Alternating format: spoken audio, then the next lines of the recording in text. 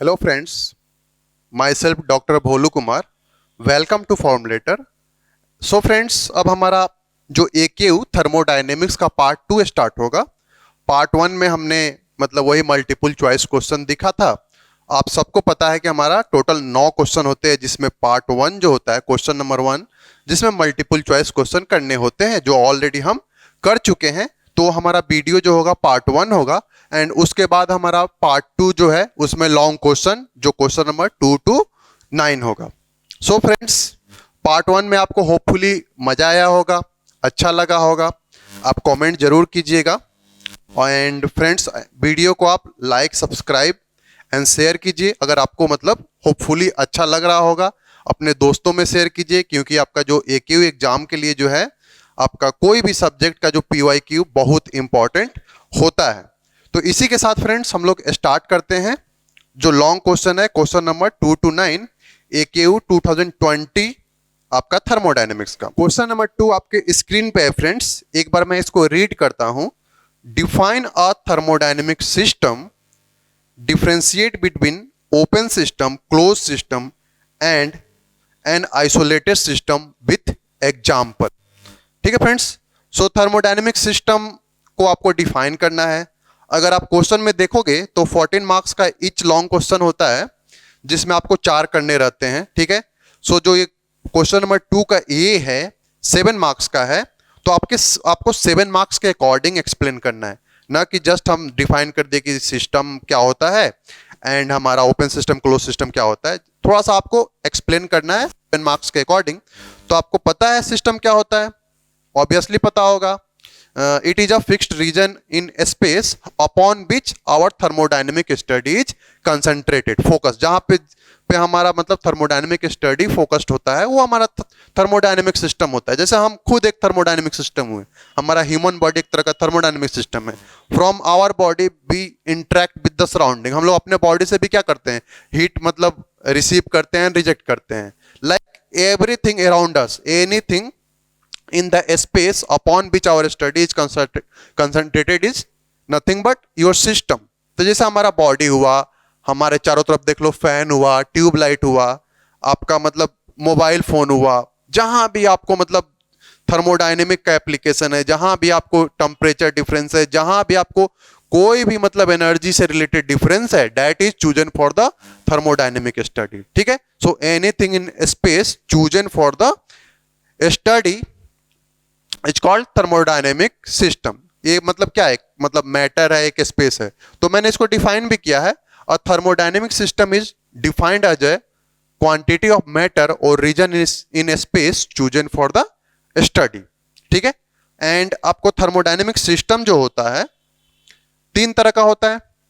ठीक है, close system, open system and isolated system. Close system को हम लोग कंट्रोल मास भी कहते हैं, क्योंकि देखो क्लोज्ड, पूरा क्लोज्ड है, तो उसके मास निकलने से रहे, मतलब निकलेंगे नहीं उसके। तो इसीलिए आपको नाम से ही पकड़ में आना चाहिए कि क्लोज सिस्टम है, so mass is not going out from the system. तो इसका जो मास होता है क्या होता है, कांस्टेंट होता है, इसीलिए हम लोग इसको कंट्रोल मास भी कहते हैं। You can control the mass because system is closed. दूसरा है ओपन सिस्टम। ओपन सिस्टम जो होता है उसको हम लोग कंट्रोल वॉल्यूम भी कहते हैं। ठीक है, इसमें क्या है कि हम लोग मतलब एक फिक्स्ड कंट्रोल वॉल्यूम में हम अपना थर्मोडायनेमिक स्टडी करते हैं। एंड थर्ड आपका है आइसोलेटेड सिस्टम। ठीक है, अब ओपन सिस्टम क्या होता है, क्लोज सिस्टम क्या होता है, आइसोलेटेड सिस्टम क्या होता है, उसके बारे में जानते हैं। तो ओपन सिस्टम ऐसा सिस्टम होता है जिसमें आपको क्या है, केवल एनर्जी का इंट्रैक्शन होगा across its boundary. However mass can not interact, मतलब मास का कोई ट्रांसफर नहीं होगा, मास आपको सिस्टम से जाएगा नहीं। तो वही मैं लिखा हूं, no mass transfer between system and surrounding. अगर आपको डिफाइन करना हो तो आप कह सकते हैं a system in which only energy interaction take place across the boundary, however mass can not transfer from the system is called close system. ठीक है, ओपन सिस्टम क्या है, a system in which both mass and energy interaction take place. Isolated system क्या है, a system in which neither mass nor energy transfer occurred is called isolated system. तो आपको एक तरह से डिफाइन भी करना है और डिफरेंशिएट भी करना है, क्योंकि आपको 7 मार्क्स का क्वेश्चन है। तो वही मैं लिखा हूं, for close system no mass transfer between system and surrounding, but energy can, मतलब मास जो होगा आपको ट्रांसफर नहीं होता है सिस्टम एंड सराउंडिंग के बीच में, बट एनर्जी आपको होता है एंड हो सकता है, डिपेंड करता है कि किस कंडीशन में। ओपन सिस्टम क्या है? Both mass and energy transfer between system and surrounding. Open है, नाम ही है ओपन, जैसे फैन हुआ आपके, ठीक है, वहां पे क्या है, एनर्जी का भी इंटरेक्शन हो रहा है, मास का भी इंटरेक्शन हो रहा है, ठीक है, मास ट्रांसफर भी हो रहा है। आपका जो फैन मतलब चल रहा है तो उसमें जो मास है, एयर मास है, दैट कैन फ्लो, इसीलिए मतलब नाम से ही पकड़ में आ रहा है कि इसमें मास का भी मतलब ट्रांसफर होगा एंड एनर्जी का भी ट्रांसफर होगा। And third one is the isolated system, ठीक है, इसमें ना इधर मास ट्रांसफर होगा ना ही एनर्जी ट्रांसफर होगा। जैसे हमारा थर्मस फ्लक्स, ठंड के दिन में, गर्मी के दिन में आप लोग उसमें क्या करते हैं, पानी गर्म रखते हैं या टी कॉफी रखते हैं, तो आपको पता है कि वो रखेंगे तो उसका जो मतलब टेम्परेचर जो है बहुत ही मतलब इनसिग्निफिकेंटली ड्रॉप होता है बहुत। अगर अच्छा कोई थर्मस है, जैसे मिल्टन्स, आपको सेलो का न्यू थर्मस है और प्रॉपर इंसुलेटेड है, तो उसमें जल्दी जो है उसका टेम्परेचर ड्रॉप नहीं हो रहा है। टेम्परेचर ड्रॉप का मतलब क्या, जो वहां पे एनर्जी है, हीट, वो ड्रॉप मतलब वो वहां से निकल नहीं रहा है, that is why temperature drop नहीं हो रहा है, ठीक है। तो वहां पे एनर्जी का इंट्रैक्शन नहीं हो रहा है, मतलब एनर्जी ट्रांसफर नहीं हो रहा है। एंड दूसरा, उसमें जो मास है, मान लो कि तुम्हारा हाफ लीटर उसमें कॉफी, टी, मिल्क, वाटर कुछ भी है, तो क्या निकल कर कहीं बाहर जा रहा है? नहीं जा रहा है ना। तो अकॉर्डिंगली मतलब उसके वॉल्यूम की बात करें तो अकॉर्डिंगली हमारा मास भी कहीं नहीं जा रहा है, इसीलिए इस टाइप के सिस्टम को हम लोग बोलते हैं आइसोलेटेड सिस्टम, ठीक है। अब इसमें थोड़ा सा एग्जांपल देख लो, जैसे ट्यूबलाइट है, हमारा ट्यूबलाइट है, किस टाइप का सिस्टम है? आपको क्लोज सिस्टम है। हमारा पिस्टन सिलेंडर अरेंजमेंट, जिसमें गैस आपको एक्सपेंड कंप्रेस्ड होगा, वो आपको मतलब example of close system. Football, इस तरह आपको बहुत सारे एग्जांपल क्लोज सिस्टम को के देख सकते हैं। ओपन सिस्टम की बात की जाए तो ओपन सिस्टम जैसे आप नोजल हुआ, टरबाइन हुआ, आपको फैन हुआ, ब्लोअर हुआ, थ्रोटल वाल्व हुआ, कंडेंसर हुआ, जितना जगह था मैं उतना लिख दिया, तो आप 2 4 5 यहाँ पे एग्जाम्पल दे सकते हैं। एंड आपको आइसोलेटेड सिस्टम बताएं दिए, thermos flux and thermodynamic universe. Thermodynamic universe क्या होता है? व्हेन सिस्टम एंड सराउंडिंग दोनों को आप कंबाइन करते हो तो वो फॉर्म करता है थर्मोडायनेमिक यूनिवर्स। तो क्यों थर्मोडायनेमिक यूनिवर्स को हम लोग आइसोलेटेड सिस्टम बोलते हैं? अगर आप फर्स्ट लॉ ऑफ थर्मोडायनेमिक्स पढ़े हैं अच्छे से, सबको पता है कि energy of universe is conserved. Energy, जो यूनिवर्स का एनर्जी है, कंजर्व्ड है। कहने का मतलब अगर सिस्टम कुछ एनर्जी ले रहा है तो कहां से ले रहा है? सराउंडिंग से ले रहा है। अगर सिस्टम से कुछ एनर्जी जा रहा है तो कहां जा रहा है? सराउंडिंग पे जा रहा है। सिस्टम से अगर कोई मास मतलब रिसीव कर रहा है या मास कहीं वहां से ट्रांसफर हो रहा है, तो ओवरऑल जो मास है फिक्स है, ओवरऑल एनर्जी फिक्स है, वो कम ज्यादा नहीं होने वाला है। अगर इसी तरह मतलब कहने मतलब सिस्टम एंड सराउंडिंग दोनों को आप एक साथ ले लो तो एक थर्मोडायनेमिक यूनिवर्स का फॉर्मेशन करते हैं। ऑब्वियसली जब पूरे को कंसीडर करोगे तो उसका मास, एनर्जी क्या है? कंजर्व्ड है। सो वो जो है कहीं मतलब ओवरऑल मतलब नेट ट्रांसफर उसमें नहीं हो रहा है, अगर आप थर्मोडायनेमिक यूनिवर्स की बात करो। दैट इज वाई हम लोग थर्मोडायनेमिक यूनिवर्स को भी आइसोलेटेड सिस्टम कहते हैं, ठीक है। तो ये 7 मार्क्स का है, हमने ऊपर डिफाइन कर दिया और ये हो गया। अब आप चाहो तो उसी तरह यहाँ पे एक डायग्राम बना देना, यहाँ पे जैसे कोई एक पिस्टन सिलेंडर का बना देना। आपको मतलब थोड़ा सा 7 मार्क्स का है तो एक क्लोज सिस्टम का यहाँ पे कोई फिगर बना देना। यहाँ पे जैसे मतलब नोजल का ही बना लेना, मान लो ओपन सिस्टम है तो इस टाइप का हम लोग कोई नोजल बना देंगे, ठीक है, इस टाइप का नोजल बना देंगे। तो नोजल से क्या होगा? एनर्जी का इंट्रैक्शन होगा, एक तरह का कन्वर्जेंट डाइवर्जेंट नोजल है, तो यहां से क्या होगा? एनर्जी का इंट्रैक्शन होगा, ठीक है। तो इसको जो है, इसके एग्जिट पे जो ये जो है एक तरह का बाउंड्री है। बाउंड्री क्या होता है आपको पता होगा, आपको जैसे बाउंड्री जो है सिस्टम एंड सराउंडिंग को सेपरेट करता है, एक तरह का इमेजिनरी बाउंड्री होता है। उसी तरह यहां पे अगर नोजल की बात किया जाए तो यहां से मास इन करेगा, मास इन करेगा, यहां से मास आउट करेगा, ठीक है। और यहां पे अगर देखो ओवरऑल हम इसको just we are imagine here there is a imaginary boundary और ये आपको नोजल के बाउंड्री है। तो इसमें क्या है? आपका वॉल्यूम कांस्टेंट है, इसमें जो है ठीक है मास इन हो रहा है, मास आउट हो रहा है, लेकिन अगर ओवरऑल इस एरिया के वॉल्यूम की बात करो तो वॉल्यूम कांस्टेंट है, इसीलिए हम लोग इसका नाम कंट्रोल वॉल्यूम भी कहते हैं, जो ओपन सिस्टम होता है। उसी तरह आपको पिस्टन सिलेंडर की अरेंजमेंट की बात करें कुछ इस टाइप का,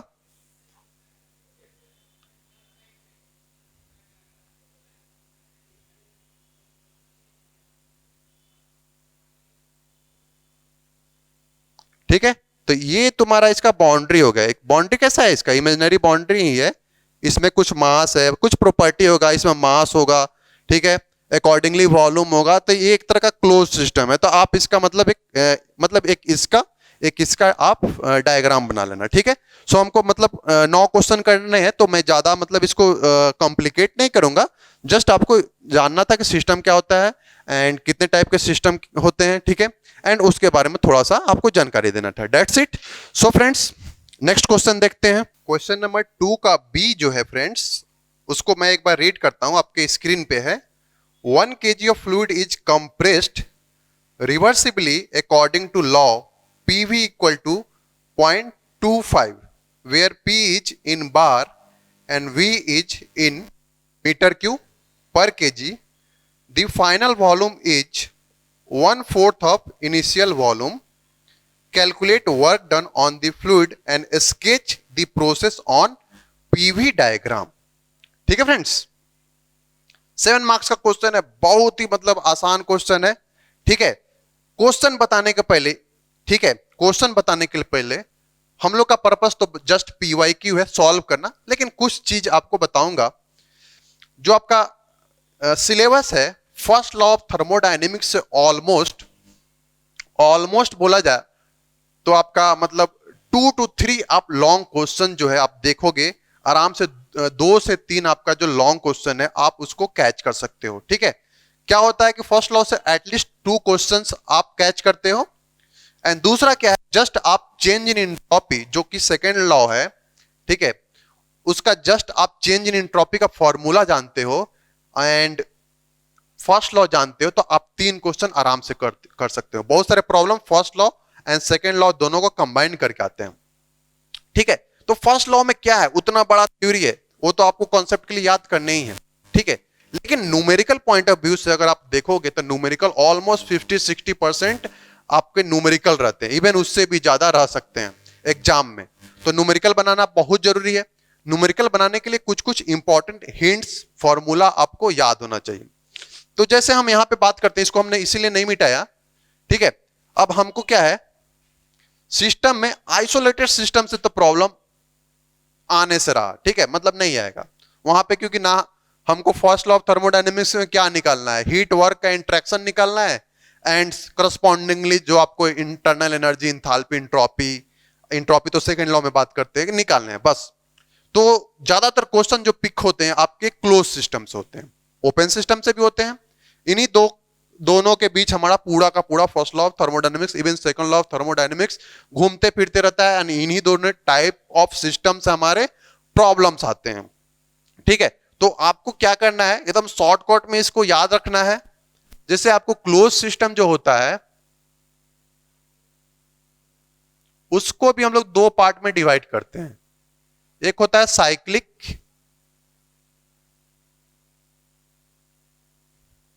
साइक्लिक प्रोसेस एंड दूसरा होता है नॉन साइक्लिक प्रोसेस।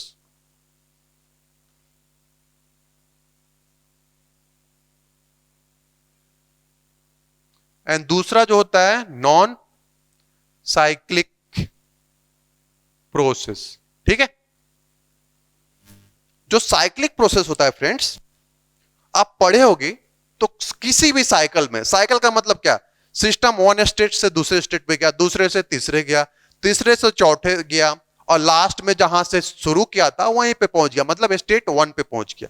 या सिंपल सिस्टम 1 to 2 गया, 2 to 1 गया, तो साइक्लिक प्रोसेस 1 to 2 गया, 2 to 3 गया, 3 to 1 है साइक्लिक प्रोसेस।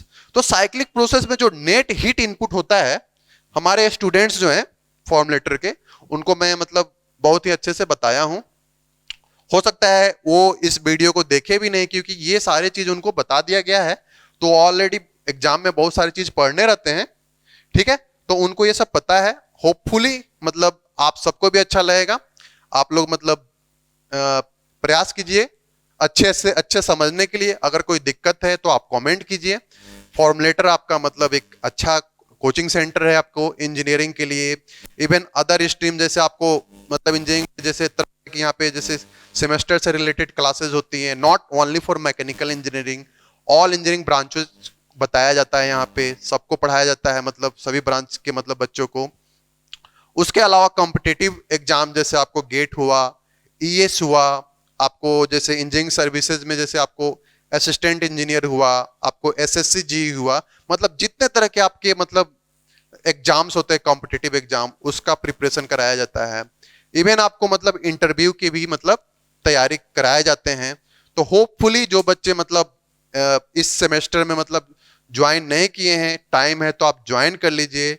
इवन आपके पास मतलब टाइम मतलब आपका मतलब एग्जाम खत्म हो गया है तो नेक्स्ट सेमेस्टर में आप ज्वाइन कीजिए। आपको बहुत ही अच्छा मतलब यहाँ पे बैकग्राउंड बहुत ही अच्छे बेसिक से लेके टॉप लेवल तक आपको बताया जाएगा। ठीक है फ्रेंड्स, सो वीडियो को लाइक सब्सक्राइब एंड शेयर कीजिए। और चलिए अब हम लोग क्लोज सिस्टम की बात करते हैं, इससे सबसे ज्यादा क्वेश्चंस आता है। तो साइक्लिक प्रोसेस, सो साइक्लिक प्रोसेस में जो नेट हीट इनपुट होता है, इसीलिए मैं बोला अपने स्टूडेंट्स, क्योंकि उनको बार बार ये बताया गया नेट हीट पुट जो होता है, net heat input equal to net work output. कहने का मतलब summation of all heat equal to summation of all work. ठीक है, अब हम यहां पे क्या है थोड़ा सा मतलब जैसे कैपिटल लेटर हम लोग जस्ट मतलब हीट के लिए लेते हैं। यहां पे जैसे कैपिटल लेटर Q है वो हीट के लिए, कैपिटल लेटर W है वो वर्क के लिए है। ठीक है, स्मॉल q अगर यूज करेंगे तो स्पेसिफिक क्वांटिटी के लिए, जैसे हमारा हीट पर यूनिट मास, तो वहां पे जो यूनिट होगा जूल्स पर केजी या किलो जूल्स पर केजी, डिपेंड करता है कि हम जूल में ले रहे हैं किलो जूल में। अगर कैपिटल है तो जस्ट मतलब आपको जूल या किलो जूल। उसी तरह कोई भी अगर मान लो यहाँ पे कैपिटल यू रहता तो हमारा just internal energy, small you का मतलब स्पेसिफिक इंटरनल एनर्जी, यूनिट क्या होगा किलो जूल्स पर केजी। ये तो बात की बात है। Summation of all heat equal to summation of all work. Summation कैसे करना है? With proper sign convention. आपको पता होना चाहिए कि हमारा हीट के लिए साइन क्या होता है, वर्क के लिए साइन क्या होता है। हीट के लिए क्या होता है, अगर सिस्टम किसी सिस्टम पे हीट सप्लाई होगा तो पॉजिटिव साइन होगा, हीट रिजेक्ट होगा तो नेगेटिव साइन होगा।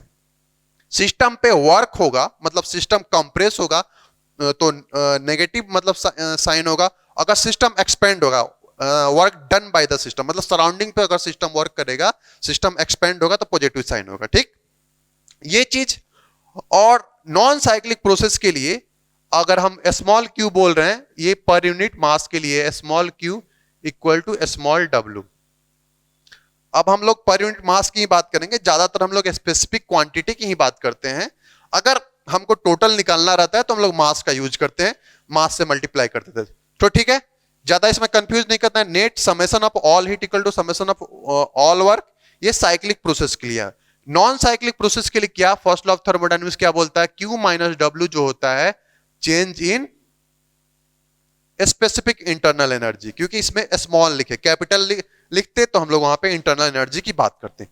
आपके पास ये दो फॉर्मूला है तो इसी के बीच में पूरा का पूरा मतलब आपको मतलब thermodynamics for close system and for open system अगर बात की जाए तो ये फर्स्ट लॉ ऑफ थर्मोडायनेमिक्स हम लोग लिखते हैं Q minus W equal to change in enthalpy plus change in kinetic energy plus change in potential energy. ठीक है फ्रेंड्स, प्रॉब्लम तो आपको कराएंगे, ये बहुत इंपॉर्टेंट है। ये तीनों अगर आप ये तीनों जानते हैं तो आप पूरा का पूरा मतलब थर्मोडायनेमिक्स का मतलब जो भी फर्स्ट लॉ है एंड इवन सेकंड लॉ के भी मतलब जो मतलब फर्स्ट लॉ रिलेटेड प्रॉब्लम होंगे उसको आराम से कर सकते हैं।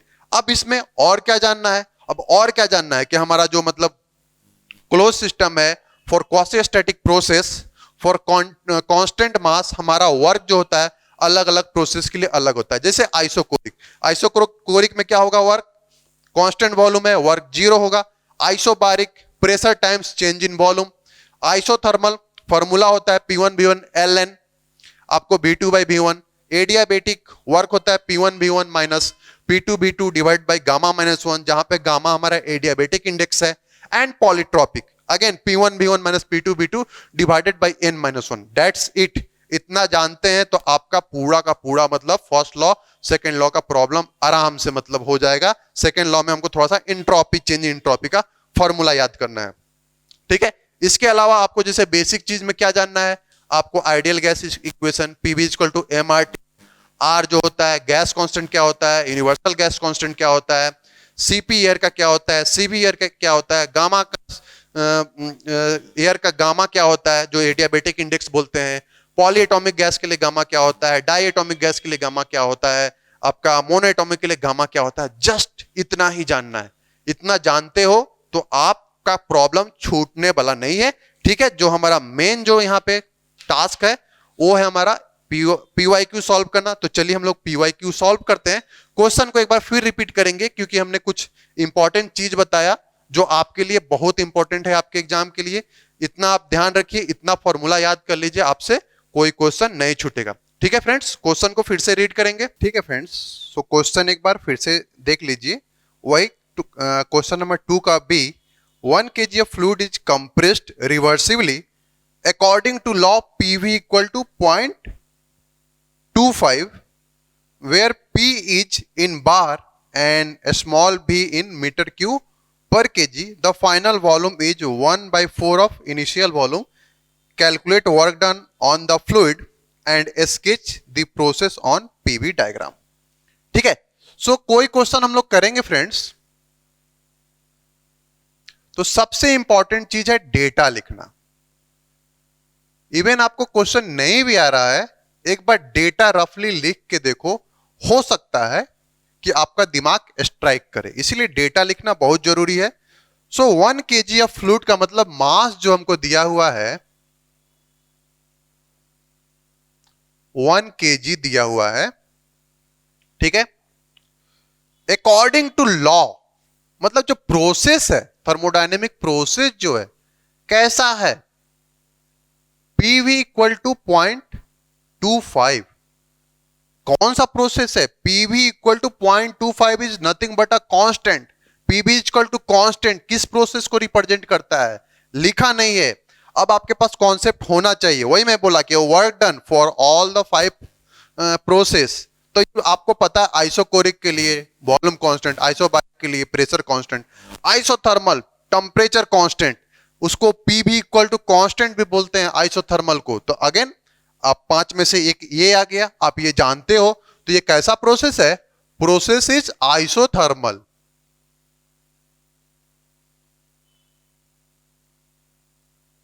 ठीक है, आइसोथर्मल प्रोसेस है। अब आइसोथर्मल प्रोसेस है तो हमको पूछा है work done. Isothermal work done आपको ऑलरेडी बार बार यहां पे डिराइव थोड़ा करना है, जस्ट आइसोथर्मल वर्क डन का फॉर्मूला लगाना है, ठीक है। पहले डेटा लिखते हैं। The final volume is 1/4 of initial volume. मतलब अगर जो V2 की बात की जाए, स्मॉल v की बात हो रही है, ठीक है। कैपिटल होता तो मेरा वॉल्यूम मीटर क्यूब, स्मॉल का मतलब मीटर क्यूब पर केजी, स्पेसिफिक वॉल्यूम। सो जो V2 है V1 डिवाइडेड बाई 4 है, ठीक है। Calculate work done and sketch process on PV diagram, ठीक है। तो वर्क डन जो होता है, ठीक है, वर्क डन स्मॉल w लिख रहे हैं। क्यों लिख रहे हैं, क्योंकि यहां पे जो मतलब वॉल्यूम है स्पेसिफिक वॉल्यूम, स्मॉल वाला यूज हो रहा है। तो स्मॉल वर्क डन मतलब वर्क डन किलो जूल्स पर केजी वाला हमको निकालना है, स्पेसिफिक वर्क डन निकालना है, ठीक है। सो आइसोथर्मल प्रोसेस के लिए वर्क डन जो W होता है P1 V1 ln V2 by V1 होता है, ठीक है। अब हमको V1 V2 दिया नहीं है लेकिन रिलेशन दिया हुआ है कि हमारा V2 जो है V1 बाई 4 है, यानी कि V2 बाई V1 1/4 है, ठीक है। तो हम यहां पे सीधे मतलब 1/4 लिखेंगे। सो P1 हमको क्या दिया हुआ है, अच्छा नो नहीं, PV हमको दिया हुआ है, ठीक है, नो प्रॉब्लम। PB हमको दिया हुआ है, PB देखो कितना दिया हुआ है 0.25। PB इक्वल टू कांस्टेंट आपको पता है P1 V1, PB equal to constant का मतलब P1 V1 equal to P2 B3 equal to P3 B3, क्योंकि दोनों का प्रोडक्ट कांस्टेंट है। अब कहीं किसी स्टेट का प्रेशर एंड वॉल्यूम का प्रोडक्ट लो, कांस्टेंट है जो कि 0.25 के बराबर है, ठीक है। तो ये जो है P1V1, ठीक है। सो P1V1 कितना है हमारा 0.25, ठीक है। अब यहां पे बच्चा एक मिस्टेक जरूर करेगा, ठीक है। क्या मिस्टेक करेगा मैं बता रहा हूं। अब हम अगेन आइडियल गैस इक्वेशन के पास चलेंगे। तो जो हमारा P होता है एब्सोल्यूट प्रेशर होता है, T होता है एब्सोल्यूट टेम्परेचर होता है। एब्सोल्यूट प्रेशर यूनिट हमारा पास्कल, या अगर हम किलो जूल्स में अगर डील कर रहे हैं बाद में तो किलो पास्कल, जहां पे किलो लगेगा वहां पे किलो वाला यूज करेंगे, ठीक है। टेम्परेचर हमारा डिग्री सेल्सियस में ना होकर केल्विन में होगा। एब्सोल्यूट का मतलब केल्विन स्केल, प्रेशर का मतलब पास्कल या किलो पास्कल या न्यूटन पर मीटर स्क्वायर, आप जो यूज करो, ठीक है। प्रेशर हमारा क्वेश्चन में देखो क्या बोला है, वेयर P इज इन बार, ठीक है। P इज इन बार, ठीक है। तो यहां का प्रोडक्ट जो है कुछ भी था और वॉल्यूम से मल्टीप्लाई किए तो 0.25 किस टर्म में, जब प्रेशर बार में। लेकिन हमारा वर्क डन किस में निकालना है, जूल्स या किलो जूल्स में। तो हम यहां पे इसको बार को जो है कन्वर्ट करेंगे किलो पास्कल या पास्कल में। तो यहां पे आपको पता है 1 बार इक्वल टू 100 किलो पास्कल, ठीक है। तो हम 100 से मल्टीप्लाई करेंगे तो ये किलो पास्कल में कन्वर्ट हो जाएगा। आप साइड में लिख लो, आपको पता भी होगा, हमको ज्यादा मतलब बताने की जरूरत नहीं है। 1 बार मतलब 10 to 100 किलो पास्कल या 10 to the पावर 5 पास्कल, ठीक है। इसको आप साइड में लिख लो। इसी यहां पे हम लोग 100 से मल्टीप्लाई करेंगे क्योंकि बाहर में तो हमारा ऐसा यूनिट रहता है नहीं है, पास्कल या किलो पास्कल में होगा। तो यहां पे हम लोग 100 से मल्टीप्लाई करेंगे। P1V1 0.25, प्रेशर जो था बार में उसको हम लोग किलो पास्कल में कन्वर्ट कर दिया, इनटू ln V2 क्या है, V2 की जगह पे या तो डायरेक्ट रेशियो लिखो, या V2 जो है हमारा V1/4, सो V1/4 इंटू V1। सो यहां पे हमारा V1 कैंसिल हो जाएगा, V1 कैंसिल हो जाएगा 0.25 इंटू 100 इंटू ln 1/4, ठीक है। इसको जब आप कैलकुलेट करोगे, कैलकुलेट के लिए तो हमको सॉल्यूशन चेक करना पड़ेगा, आंसर क्या है। जब आप इसको कैलकुलेट करोगे तो ये आएगा -34.66 किलो जूल्स पर केजी, -34.66 किलो जूल्स पर केजी, ठीक है।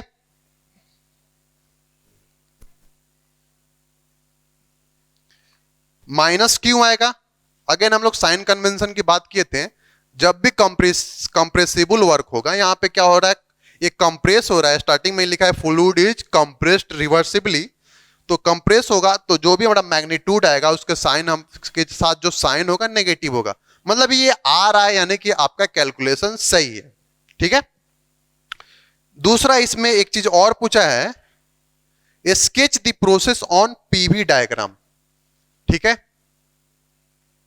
Sketch the process on PV diagram. इधर हमारा प्रेशर हुआ, इधर हमारा स्पेसिफिक वॉल्यूम हुआ, ठीक है। अगर चाहो तो तुम यूनिट भी लिख सकते हो, मीटर क्यूब पर केजी, या रहने दो कोई जरूरत नहीं है, ये अंडरस्टूड है, मीटर क्यूब पर केजी।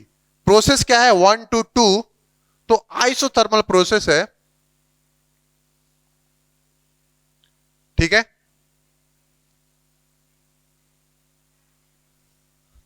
प्रोसेस जो है हमारा 1 to 2। अब देखो कंप्रेस हो रहा है तो आपको पता है कोई भी चीज जब कंप्रेस करोगे तो उसका क्या होगा, प्रेशर हमारा बढ़ेगा। प्रेशर हमारा बढ़ेगा तो कुछ इस टाइप का प्रोसेस है 1 to 2, यही पूछा है। अगर आप चाहो तो इसको थोड़ा सा V एक्सिस पे मिला दो, इस पे मिला दो, तो आपको पता है एरिया अंडर 2/1 जो कर्व है वही तो आपको वर्क डन देता है जो आपने निकाला है, ठीक है। बस सिंपली एक ऐसा आइसोथर्मल कर्व आपको पता है 1 to 2 ऐसे जाएगा, ठीक है। एंड ऑब्वियसली हम 1 to 2 जाएंगे तो 2 की तरफ हमारा प्रेशर बढ़ना चाहिए। अगर वही एक्सपेंशन होता तो हमारा प्रेशर रिलीज होता। अब देखो कंप्रेस हो रहा है, जैसे मान लो कि पिस्टन सिलेंडर या सिरिंज, देखो सिरिंज वाला जिसमें तुम लोग खेलते हो, उसको जब कंप्रेस करोगे तो धीरे धीरे जो उसका फ्लूइड है मतलब कंप्रेस्ड होते होते उसका क्या होता है, वॉल्यूम घटता है। तो 1 to 2 हमारा वॉल्यूम घट रहा है एंड प्रेशर बढ़ रहा है। वही एक्सपेंड होता तो ये उल्टा हो जाता, हमारा प्रेशर रिलीज होता, वॉल्यूम हमारा बढ़ता। दैट्स इट, प्रॉब्लम हो गया फ्रेंड्स। नेक्स्ट प्रॉब्लम देखेंगे। हाँ, एक चीज और, जो प्रोसेस है उसको यहां पे लिख लो। ये जो प्रोसेस है कैसा प्रोसेस है, PV इक्वल टू 0.25। ठीक है, लिख दिया करो, थोड़ा अच्छा लगता है। ठीक है, नेक्स्ट प्रॉब्लम करेंगे। ठीक है फ्रेंड्स, क्वेश्चन नंबर 3 का ए क्वेश्चन आपके स्क्रीन पे है, एक बार मैं रीड करता हूं। 0.15 metre cube of an ideal gas at pressure of 15 bar and 550 Kelvin is expanded isothermally to 4 times the initial volume. It is then cooled to 290 Kelvin at constant volume and then compressed back polytropically to its initial state. Calculate net work done and heat transfer during the cycle. ठीक है friends, बहुत आसान problem है।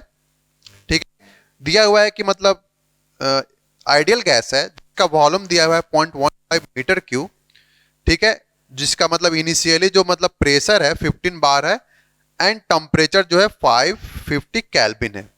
जो gas है expand हो रहा है आइसोथर्मली। ठीक है, कैसे एक्सपेंड हो रहा है, इसका जो वॉल्यूम है इनिशियल वॉल्यूम का 4 टाइम्स हो जा रहा है। तो 1 to 2 प्रोसेस हमको मिल गया। उसके बाद क्या हो रहा है, इट इज देन कूल्ड, उसके बाद ये कूल होता है एट कांस्टेंट वॉल्यूम पे एंड उसके बाद compressed back to its initial state. तो कूल्ड हो रहा है, 2 to 3 प्रोसेस हुआ एंड 3 to 1 किस टाइप का प्रोसेस हुआ, साइक्लिक प्रोसेस। जहां से शुरू किया था वहां से पहुंच गया है। एंड इसमें किस तरह का 3 तरह के प्रोसेस है। एक है आपको 1 to 2 isothermal, 2 to 3 constant volume isochoric, उसके बाद बोल रहा है 3 पॉलीट्रॉपिक। सो इन तीनों प्रोसेस को हमको मिला देना है। ठीक है, तो अब साइकिल है, 3 प्रोसेस है, तीनों का वर्क, इसमें वर्क पूछ रहा है और हीट पूछ रहा है। तो तीनों का वर्क निकाल लो, तीनों प्रोसेस के लिए तीनों का हीट निकाल लो, नेट पूरे वर्क को जोड़ दो तो net work output of cycle मिलेगा। अब पूरे हीट को जोड़ दो तो नेट हीट मतलब इनपुट या बोलो net heat of the cycle मिलेगा। ठीक है, इंटरनल एनर्जी पूछता तो उसी तरह हम थर्मोडायनेमिक्स मतलब first law of thermodynamics apply करते, इंटरनल एनर्जी भी निकलता। बहुत आसान प्रॉब्लम है, जस्ट क्या है थोड़ा सा मतलब 3 स्टेप में उसको करना है।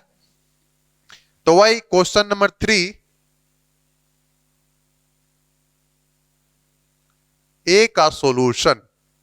सबसे पहले हम लोग क्या लिखेंगे, डेटा लिखेंगे। ठीक है, तो इस बार मास नहीं दिया हुआ है। ठीक है, वॉल्यूम दिया हुआ है। ठीक है, वॉल्यूम दिया हुआ है, जो हमारा वॉल्यूम जो है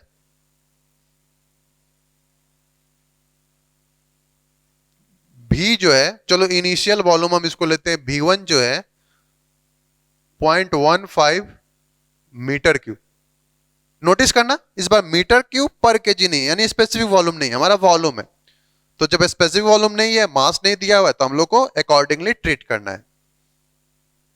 प्रेशर हमारा जो है इनिशियल स्टेट हमारा 1 है, प्रेशर P1 जो है हमारा 15 बार है। तो आपको पता है बार में हमको नहीं, हमको किलो पास्कल या पास्कल में रखना है। तो 100 से मल्टीप्लाई करेंगे बार में तो हमारा किलो पास्कल होगा। तो ये 1500 किलो पास्कल। ठीक है, इच एक्सपेंड आइसोथर्मली। ठीक है, each expand isothermally to 4 times initial volume. मतलब जो V2 है हमारा, V1 का कितना है 4 टाइम्स है। ठीक है, 4 टाइम्स V1 हो गया। ठीक है, एंड यहां पे टेम्परेचर भी दिया हुआ था, प्रेशर के साथ साथ टेम्परेचर भी हमको दिया हुआ था। इसको हम लोग लिख देते हैं, चलो इसके नीचे लिख देते हैं। T1 जो था हमारा 550 केल्विन है। ठीक है, बोल रहा है कैसा प्रोसेस है 1 to 2 आइसोथर्मल, मतलब हमारा टेम्परेचर कांस्टेंट है। तो ये T1 इक्वल टू T2 हमको क्वेश्चन के अकॉर्डिंग हो गया। ठीक है, उसके बाद बोल रहा है it is then cooled to 290 kelvin. इस टेम्परेचर के बाद ये कूल होता है किस टेम्परेचर पे इसका टेम्परेचर कहां तक जाता है कूल होने के बाद, सॉरी T2 है तो ये हमारा T3 हमको जो दिया हुआ है 290 केल्विन, ठीक है। And then compressed back to its initial state, calculate net work and heat. तो हम लोग स्टेप बाय स्टेप करेंगे, ठीक है, स्टेप बाय स्टेप। तो प्रोसेस जो है हमारा 1 to 2, प्रोसेस 1 to 2 बनाने के पहले एक हम काम करते हैं फ्रेंड्स, एक स्केच ले लेते हैं, ठीक है। स्केच से इसको समझना बहुत आसान होगा। आप भी स्केच का यूज कीजिएगा, थोड़ा सा इंप्रेशन बनता है कि आप अच्छे से क्वेश्चन को समझ रहे हो। पीबी है तो फर्स्ट हमारा जो प्रोसेस है आइसोथर्मल, लेकिन कैसा, एक्सपेंशन। एक्सपेंशन का मतलब वॉल्यूम बढ़ेगा, प्रेशर घटेगा। तो इसके पहले वाले प्रॉब्लम से कंपेयर करो तो कुछ ऐसा है। तो इस बार इसका डायरेक्शन ऐसा होगा, ये हो गया 1, ये हो गया 2, ठीक है। उसके बाद क्या हो रहा है, 1 to 2 एक्सपेंड हुआ, उसके बाद ये हो रहा है मतलब कूलिंग हो रहा है एट कांस्टेंट वॉल्यूम पे। तो कांस्टेंट वॉल्यूम हम ऐसे लेंगे या ऐसे लेंगे, तो ऊपर जाएंगे कि नीचे जाएंगे, खुद सोचो। कूल हो रहा है, टेम्परेचर हमारा घट रहा है, तो प्रेशर बढ़ना चाहिए कि घटना चाहिए। एट कांस्टेंट वॉल्यूम हमारा जो भी है यहाँ पे आइडियल गैस है, हम लोग रिवर्सिबल प्रोसेस की बात कर रहे हैं, तो at constant volume pressure is directly proportional to temperature. तो जैसे टेम्परेचर ड्रॉप हो रहा है तो प्रेशर भी ड्रॉप होगा, तो ऊपर की तरफ जाओगे तो प्रेशर और बढ़ेगा, तो ऊपर नहीं जाके हम कहां आएंगे, नीचे आएंगे, ठीक है, नीचे आएंगे। तो ये हमारा प्रोसेस हो गया 2 to 3, 2 to 3 प्रोसेस हो गया। उसके बाद क्या हो रहा है, compressed back to its initial state. Obviously यहां से यहां जाएगा, आप देखो यहां से यहां जा रहा है तो कंप्रेस्ड बैक ही तो हो रहा है, इधर से इधर जा रहे हैं, प्रेशर बढ़ रहा है और हमारा वॉल्यूम घट रहा है। तो ये जो हमारा प्रोसेस हो गया, ये कैसा प्रोसेस हो गया, पॉलीट्रॉपिक। तो ये हमारा जो प्रोसेस है, प्रोसेस को हम लोग मेंशन कर देते हैं। ये जो हमारा प्रोसेस है ये है हमारा आइसोथर्मल, यानी कि पीवी इक्वल टू कांस्टेंट। ये है हमारा isochoric, volume equal to constant. किस टाइप का वॉल्यूम, यहाँ पे V2 इक्वल टू V3, कहने का मतलब यही है, वॉल्यूम कांस्टेंट है। यहाँ पे ये आइसोथर्मल प्रोसेस है, यानी कि T1 इक्वल टू T2, ठीक है। और 3 to 1 देख लो, 3 to 1 कैसा प्रोसेस है, 3 to 1 हमारा पॉलीट्रॉपिक प्रोसेस है, यानी कि Pb to the power n equal to constant, ठीक है। यहां पे हमको पॉलीट्रॉपिक इंडेक्स नहीं दिया हुआ है, तो हमको क्या पूछा है, नेट वर्क क्या होगा, नेट आपको हीट क्या होगा साइकिल के लिए, ठीक है। तो एरिया अंडर दिस कर्व है, आपको पता है इसका जो एरिया अंडर जो कर्व है ये आपको net work done of cycle देगा। जो पूरा आप वर्क को हीट करोगे तो नेट वर्क देगा। साइक्लिक प्रोसेस में net heat input equal to net work output होता है, तो पूरे वर्क को ऐड करोगे वो आपके हीट के भी बराबर होगा। तो आप जब प्रॉब्लम करोगे तो आप इसको रीचेक भी कर सकते हो कि समेशन ऑफ पूरा वर्क आपको समेशन ऑफ ऑल हीट के बराबर आ रहा है कि नहीं, ठीक है। एंड इंटरनल एनर्जी की अगर बात की जाए तो इंटरनल एनर्जी हमारा प्रॉपर्टी है, एंड साइक्लिक प्रोसेस में जो चेंज इन इंटरनल एनर्जी होता है जीरो होता है। तो अगर ओवरऑल आप change in internal energy of cycle की बात करोगे तो जीरो होगा। इसीलिए पूछा भी नहीं, अगर हमको इंडिविजुअली अगर प्रोसेस के लिए पूछता तो सबके लिए हम लोग इंटरनल एनर्जी भी निकालते, लेकिन पूछा नहीं है, हम लोग भी नहीं निकालेंगे, ठीक है। अब थोड़ा आसान हो गया। अब प्रोसेस 1 to 2 देखो, थोड़ा सा डायग्राम बनाने पे थोड़ा सा अच्छा विजुअलाइजेशन भी होता है। प्रोसेस 1 to 2 जो है हमारा, अब यहां पे लिखते हैं आइसोथर्मल प्रोसेस है, मतलब पी भी या टेम्परेचर इक्वल टू कांस्टेंट, जो मन सो लिखो, ठीक है। हमको निकालना क्या है, वर्क डन निकालना है, हीट निकालना है, ठीक है। वर्क डन निकालना है, हीट निकालना है। आइसोथर्मल प्रोसेस के लिए वर्क डन क्या होता है, P1 V1 ln आपको V2 by V1। तो हमको सबसे पहले वहां पे V1 निकालना पड़ेगा, ठीक है, V1 निकालना पड़ेगा, या आप इन टर्म्स ऑफ P2 भी लिख सकते हो। तो हमको V1 यहां पे दिया हुआ है, सॉरी V1 दिया हुआ है तो V1 हमको निकालना नहीं है, और V2 जो है इसी का 4 टाइम्स हो जाएगा, तो V2 भी हमको ऑलरेडी यहीं पे निकल जाएगा। 4 टाइम्स से मल्टीप्लाई करोगे तो ये हो जाएगा 0.6 मीटर क्यूब। तो आइसोथर्मल वर्क डन निकल जाएगा। तो हमारा यहाँ पे V1 भी हो गया, V2 भी हो गया, और T1 भी हो गया, T2 भी हो गया। क्यों ना हम P2 भी निकाल ही लें। ठीक है, P2 निकाल लेंगे तो क्या दिक्कत है, तो P2 भी हम यहीं पे निकाल लेते हैं, उसके बाद वर्क डन निकालेंगे। क्यों? क्योंकि हमको P2 का जरूरत पड़ेगा, आप आगे देखिएगा पड़ेगा, तो क्यों ना हम अभी ही निकाल लें। तो कैसा प्रोसेस है, P भी इक्वल टू कांस्टेंट, यानी कि P1 V1 equal to P2 V2। ठीक है, सो यहां पे आपको निकालना है P2, जो कि हो जाएगा P1 V1 बाई V2। ठीक है, P1 जो है हमारा कितना दिया है 1500 इंटू जो V1 है हमारा 0.15 और V2 जो है हमारा 0.6। यहां से हमको P2 का जो वैल्यू है निकल जाएगा। हमको थोड़ा देखने दो सॉल्यूशन में।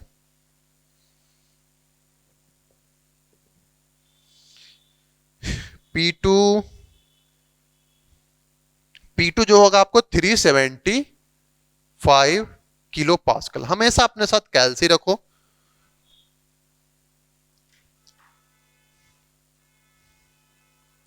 ठीक है, एक चीज और निकाल लेते हैं यहीं पे, हमको बाद में जरूरत पड़ेगा, हमको पता है क्या क्या चीज का जरूरत पड़ेगा, इसीलिए हम लोग यहीं पे, हमको तो वर्क डन के लिए अभी इसका P2 का जरूरत भी नहीं था, लेकिन आगे जरूरत पड़ेगा। मास निकाल लेते हैं कि देखो वहां पे कोई भी जो क्वांटिटी है अगर बात की जाए तो हम लोग कैपिटल वाला ही निकालेंगे, मतलब किलो जूल्स या जूल वाला, क्योंकि पर यूनिट मास में कुछ दिया ही नहीं है, तो यानी कि हमको मास का जरूरत पड़ेगा।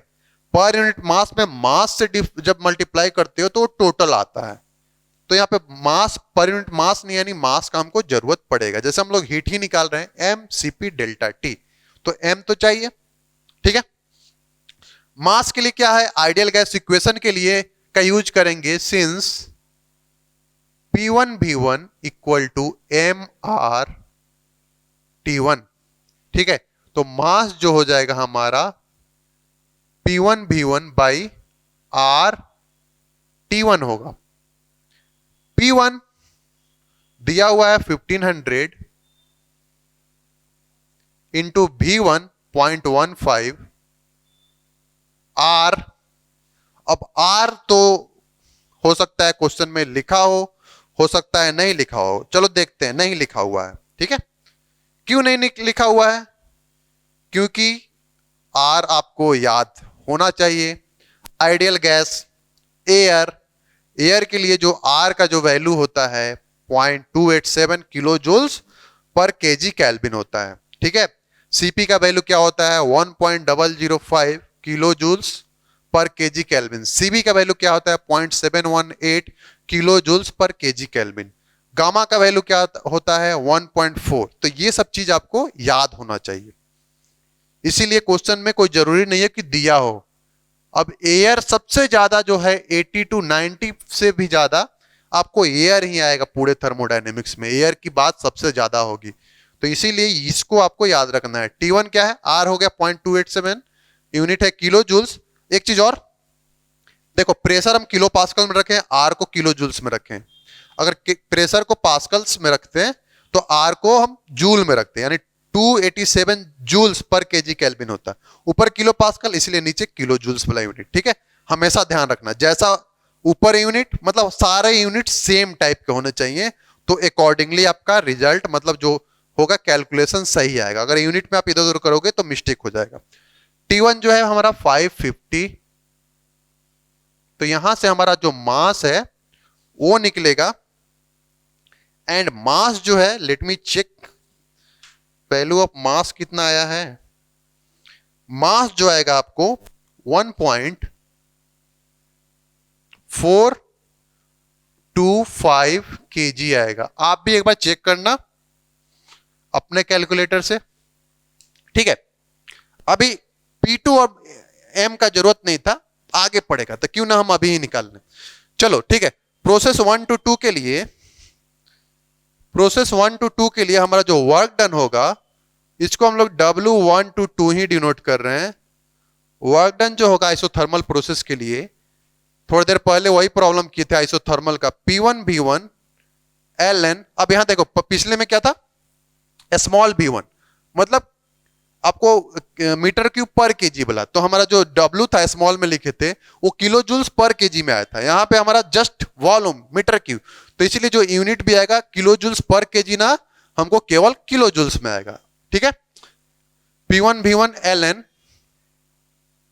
V2 by V1। ठीक है, P1 हमको 1500 दिया है, V1 मतलब 0.15 दिया है, ln V2 हमारा 0.6 रेशियो जो है आपका 4 है, ऑलमोस्ट, मतलब ऑलमोस्ट क्या 4 आपका रेशियो है। ठीक है, इसको कैलकुलेट करोगे तो वर्क डन जो हमारा आएगा वो आएगा आपको 311.92 आपको किलो जूल्स। ठीक है, किलो जूल्स।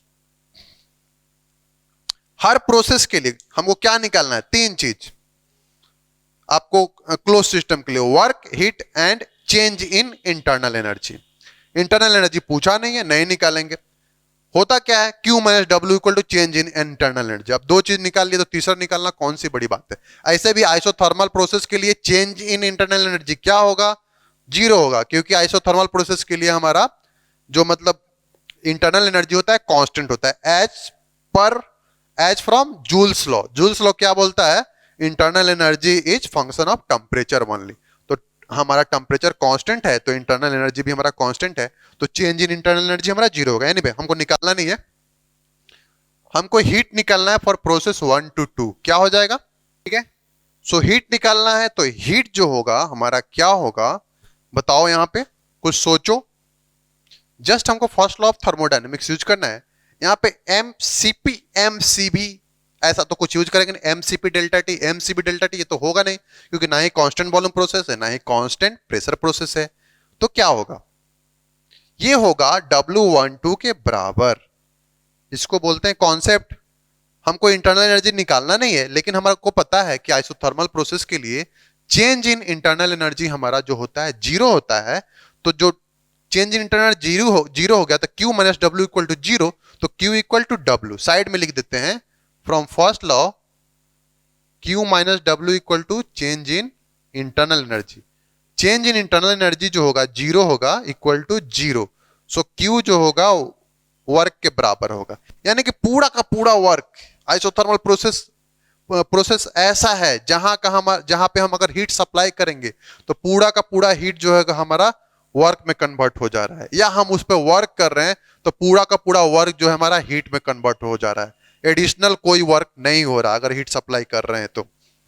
ठीक है, तो यानी Q1 to 2 W1 to 2 के बराबर हो गया, यानी कि Q1 to 2 भी जो हुआ हमारा 311.92 किलो जूल्स, क्योंकि यहां पे चेंज इन इंटरनल एनर्जी जो है जीरो है। ठीक है, सो एक स्टेप हो गया हमारा। अब दूसरा स्टेप, वही दूसरा स्टेप हम करेंगे प्रोसेस। दूसरे स्टेप में प्रोसेस हमारा क्या है बताओ, जो दूसरा स्टेप है उसमें let me check, isothermally it is then cooled, अच्छा, एट कांस्टेंट वॉल्यूम। ठीक है, प्रोसेस 2 to 3 जो है, प्रोसेस 2 to 3 आइसोकोरिक, मतलब कांस्टेंट वॉल्यूम का मतलब आइसोकोरिक भी बोलते हैं उसको, या कांस्टेंट वॉल्यूम प्रोसेस भी लिख सकते थे। आइसोकोरिक मतलब volume equal to constant. Again concept वही 5 प्रोसेस, यहां तो आइसोथर्मल हुआ। आइसोकोरिक के लिए हमारा वर्क डन निकालना है W2 to 3, W2 to 3 क्या होगा, आइसोकोरिक प्रोसेस के लिए जीरो होगा। जो हमारा रिवर्सिबल प्रोसेस के लिए जो हम आपको डिस्प्लेसमेंट वर्क निकालते हैं, इंटीग्रल PdV, DV मतलब वॉल्यूम कांस्टेंट, तो dV क्या होगा, जीरो होगा। यानी कि आइसोकोरिक प्रोसेस में हमारा वर्क डन जो होता है जीरो होता है। ठीक है, तो आइसोकोरिक प्रोसेस में वर्क डन जीरो हो गया तो हीट क्या होगा, Q2 to 3 कैसा प्रोसेस है? कांस्टेंट वॉल्यूम प्रोसेस, मतलब सी भी M C B delta T आपको हीट देगा। कांस्टेंट वॉल्यूम प्रोसेस है, मास हमको चाहिए एम, सी बी चाहिए डेल्टा टी। तो प्रोसेस 2 to 3 के लिए डेल्टा टी क्या है? T3 माइनस T2 यही चाहिए, इसीलिए हमने मास निकाला था पहले से, ठीक है, प्रेशर भी निकाला था पहले से। अब यहां पे हमको T3 दिया हुआ है, T2 दिया हुआ है, सी भी हमको पता है, तो आराम से निकल जाएगा। मास हमने निकाल लिया था कितना? 1.425। सी भी जो होता है, अगेन क्वेश्चन में आपको कोई जरूरी नहीं है, इस क्वेश्चन में क्या दिया हुआ है? नहीं दिया हुआ है। सी भी जो होता है एयर के लिए 0.718 किलो जूल्स पर केजी केल्विन में हम ले रहे हैं। T3 जो है, कहां गया T3? वहां पे 290 minus T2, where is T2? T2 है आपको 550।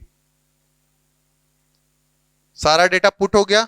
अब यहां से हमको जो हीट ट्रांसफर है प्रोसेस 2 to 3 के लिए, उसका जो वैल्यू आएगा, late me check,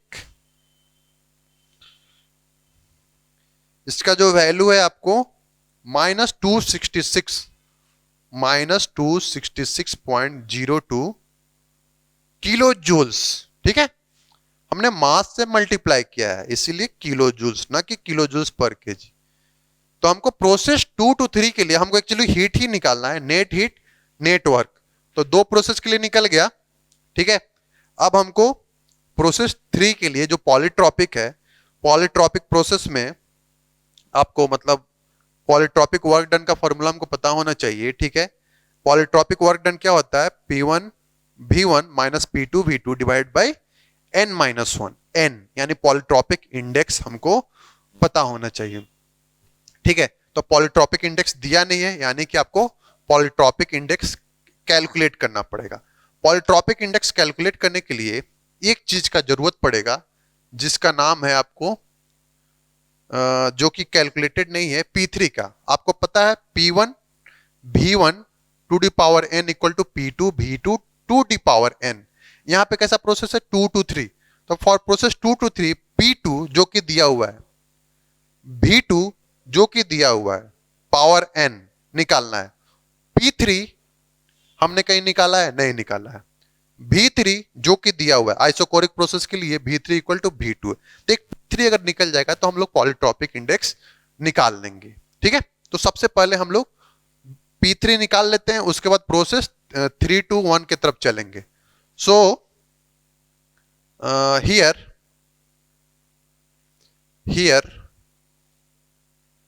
P2 V2 by T2 equal to P3 V3 by T3। Here नहीं लिखा जाए, सिंस लिखते हैं, सिंस।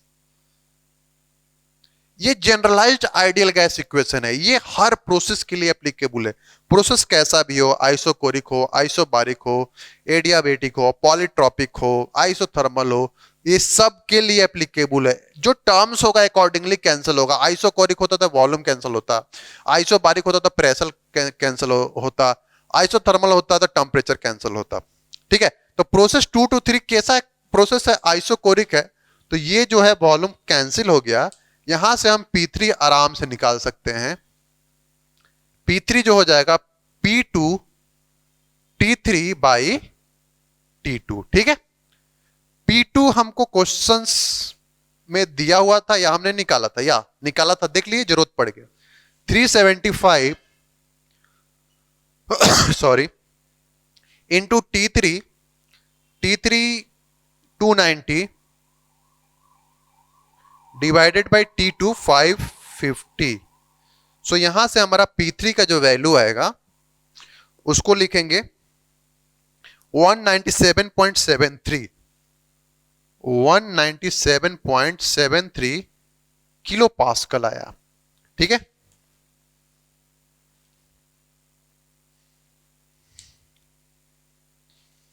ठीक है, 197.73।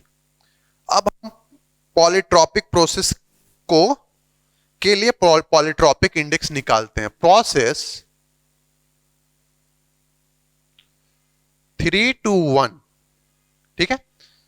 ये आपको समझाने के लिए, एग्जाम में इतना टाइम थोड़ा लगाना है कि एक एक क्वेश्चन में हम आधा घंटे से ऊपर लगा रहे हैं। एग्जाम में इतना टाइम नहीं लगाना है, आपसे इतना टाइम नहीं लगेगा, आपको समझाया जा रहा है इसलिए यहाँ पे टाइम लग रहा है। एग्जाम में आपको 4 क्वेश्चन लॉन्ग करने हैं, आराम से आपके पास सफिशियंट टाइम रहेगा करने के लिए, ठीक है।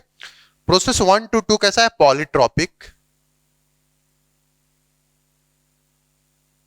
मतलब पी भी to the power n equal to constant.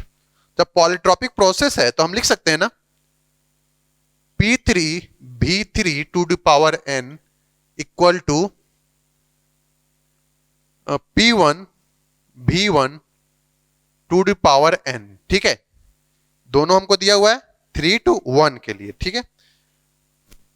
तो यहां पे हमको देखो क्या निकालना है, n निकालना है। So V3 by V1 power n equal to P1 by P3, ठीक है ना। इसी में लिखते हैं, सो V3 बाई V1 हो जाएगा P1 by P3 power 1 by n, इधर आएगा तो क्या हो जाएगा 1 बाई n। सो हमको एक्चुअली n निकालना था, सॉरी n निकालना था, मेरा ध्यान V3 पे चला गया। V3 तो ऑलरेडी हमारे पास है, हमको n निकालना है। तो आपको पता होगा n के लिए हम लोग क्या करेंगे, दोनों तरफ log लेंगे, taking log on both side to base e, ठीक है। टेकिंग ln बोथ साइड्स, ठीक है। दोनों साइड log लोगे तो ये हो जाएगा आपको n जो पावर है आपको log के प्रोडक्ट में आ जाएगा ln V3 by V1 equal to ln P1 by P3। So जो n होगा फ्रेंड्स, आपको जो होगा n ln V3 by V1 divided by, चलो उधर लिख देता हूं थोड़ा सा,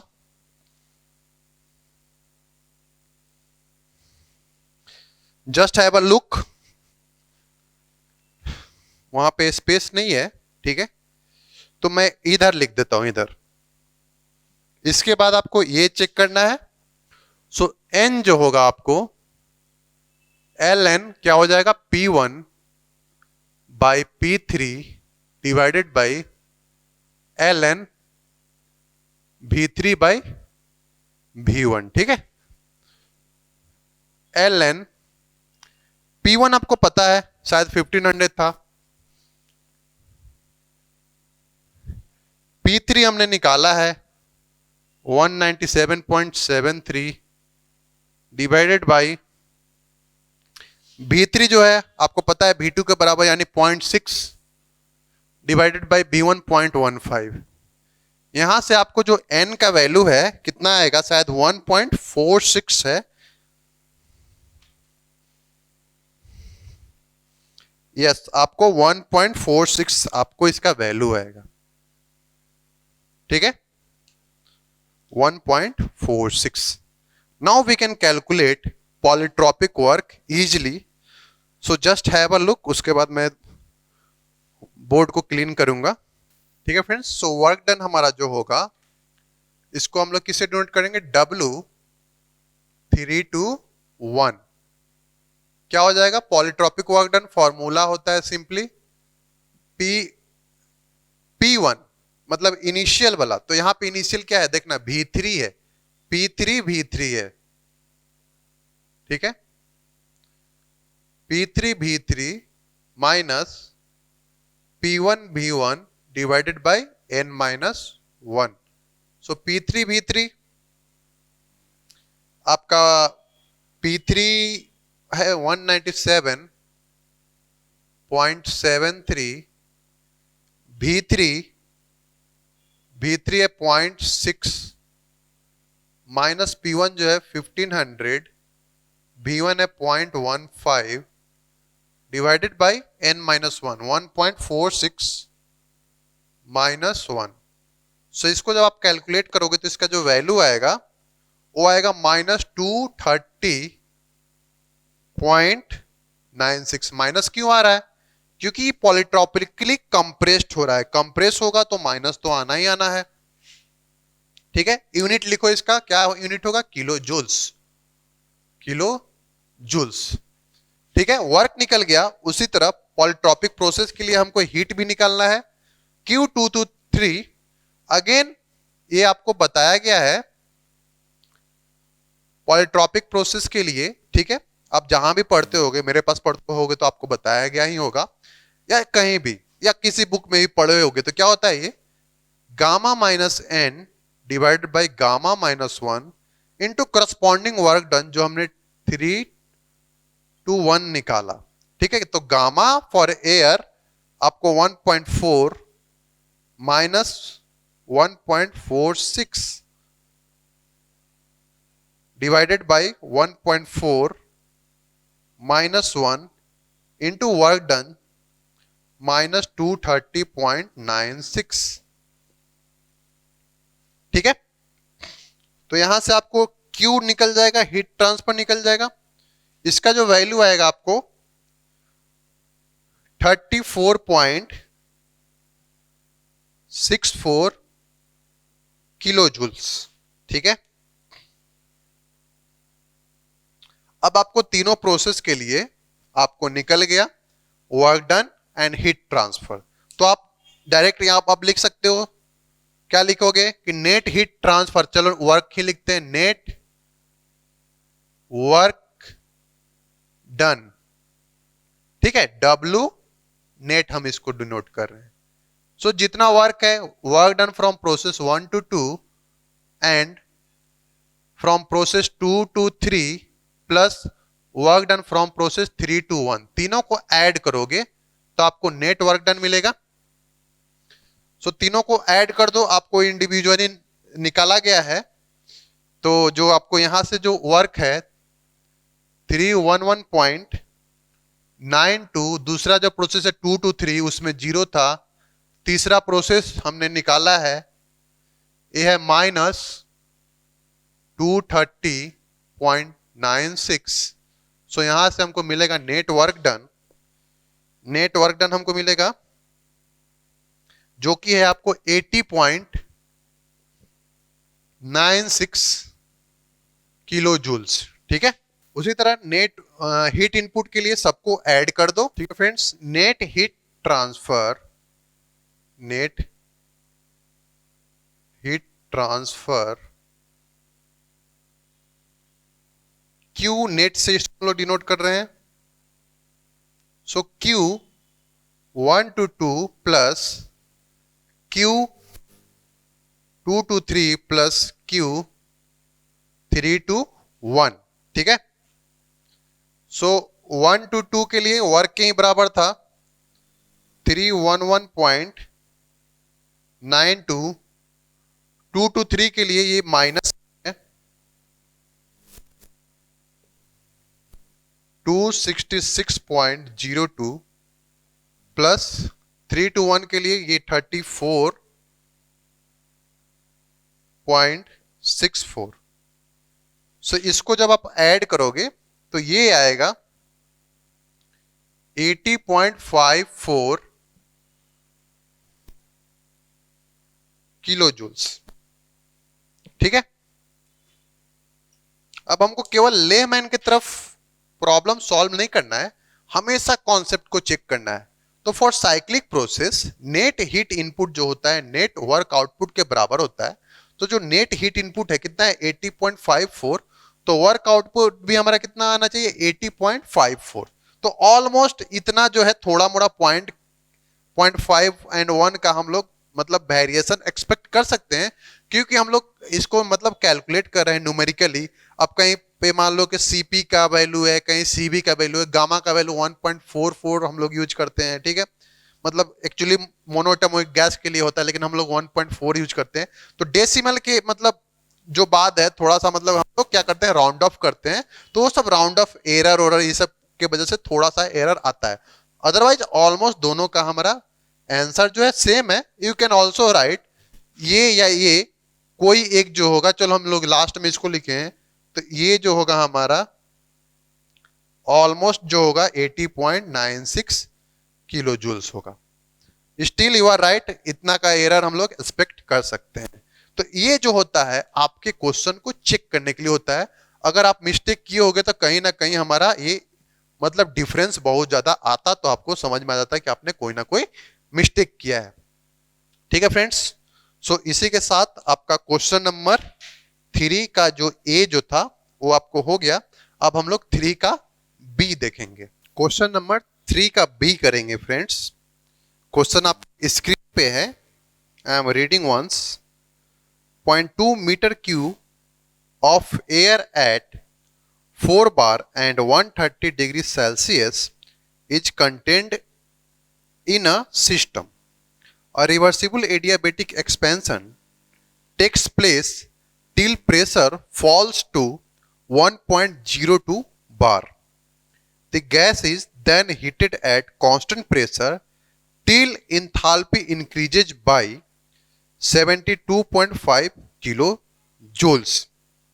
Calculate फर्स्ट इसमें है जो the work done, and second the index of expansion if the above process are replaced by a single reversible polytropic process giving the same work between the same. ठीक है, बोल रहा है कि एक मतलब जो भी है सिस्टम है उसका वॉल्यूम दिया हुआ है, इनिशियल मतलब V1 जो है स्टेट 1 पे वॉल्यूम हमको दिया हुआ है, प्रेशर दिया हुआ है, टेम्परेचर दिया हुआ है। ठीक है, reversible adiabatic expansion take place, जो सिस्टम है उसका रिवर्सिबल एडियाबेटिक एक्सपेंशन होता है, यानी प्रोसेस 1 to 2 जब जाता है तो उसका एक्सपेंशन हो रहा है, यानी कि प्रेशर ड्रॉप हो रहा है till pressure falls to 1.02। Obviously expansion हुआ तो प्रेशर हमारा 4 बार टू 1.02 बार पे हमारा मतलब ड्रॉप कर गया। The gas is then heated, उसके बाद गैस को हम लोग गर्म कर रहे हैं at constant pressure till enthalpy increases by. ठीक है, प्रोसेस 1 to 2 हुआ एडियाबेटिक एक्सपेंशन, उसके बाद क्या हो रहा है कांस्टेंट प्रेशर पे हीटिंग हो रहा है। तो 1 to 2 एक्सपेंशन एंड 2 to 3 हमारा क्या हो रहा है कांस्टेंट प्रेशर पे हीटिंग हो रहा है। ठीक है, और उसमें जो हमारा इंक्रीज इन एंथैल्पी है वो दिया हुआ है 72.5 किलो जूल्स। तो आपको जो वर्क डन है, the work done, actually net work done इसको लिखना चाहिए, द वर्क डन, ठीक है, निकालना है। एंड उसके बाद हमको क्या निकालना है इंडेक्स ऑफ एक्सपेंशन, कब, जब ये पूरा का प्रोसेस, जो पूरा प्रोसेस है 1 to 2 and 2 to 3 is replaced by a single polytropic process. मतलब जो प्रोसेस हम जो 2 बार में जा रहे हैं 1 to 2 2 to 3, अगर एक ही बार में 1 to 3 चले जाए पॉलीट्रॉपिक प्रोसेस के थ्रू, तो हमारा जो इंडेक्स ऑफ एक्सपेंशन, जिसको हम लोग polytropic index PB to the power n, यानी n जो होगा इंडेक्स ऑफ एक्सपेंशन, वो क्या होगा उसको कैलकुलेट करना है। ठीक है, तो करते हैं। बाकी सब प्रॉब्लम की तरह जैसे हम लोग डेटा लिखते हैं, तो सबसे पहले हम लोग डेटा लिख लेते हैं एंड स्केच बनाएंगे। जब प्रोसेस हमारा मतलब इवन 1 2 मतलब 2 से ज्यादा हो, मतलब 1 to 2 2 to 3 या 1 से ज्यादा, मतलब कोई भी एटलीस्ट 1 से ज्यादा हो, तो हम लोग स्केच भी बनाएंगे, थोड़ा सा अच्छा विजुअलाइजेशन होता है। तो चलो सबसे पहले हम लोग डेटा लिखते हैं। क्वेश्चन नंबर 3 का जो बी है उसका हम लोग सॉल्यूशन कर रहे हैं। गिवन डेटा क्या है, हमारा वॉल्यूम दिया हुआ है V1। सबसे पहले जो स्टार्ट करेंगे स्टेट 1, बाय डिफॉल्ट 1 ही होगा, 1 ही हम लोग लेते हैं। ठीक है, 0.2 मीटर क्यूब। प्रेशर P1 जो है हमको 4 बार, अब आपको पता है बार नहीं लिखना है, क्या लिखना है kilo pascal, 400 kilo pascal. Temperature T1 जो है 130 डिग्री सेल्सियस। अगेन आपको पता है डिग्री सेल्सियस नहीं लेना है, हमको केल्विन लेना है, एब्सोल्यूट टेम्परेचर। यानी इसमें 273 हम लोग ऐड करेंगे। डिग्री से केल्विन में कैसे कन्वर्ट करते हैं, डिग्री में हम 273 से ऐड करेंगे जो भी वैल्यू होगा, तो हमारा वो केल्विन में कन्वर्ट हो जाएगा। सो 130 प्लस 273 केल्विन। सो इसको ऐड कर दो तो ये आएगा आपको 403 केल्विन। ठीक है,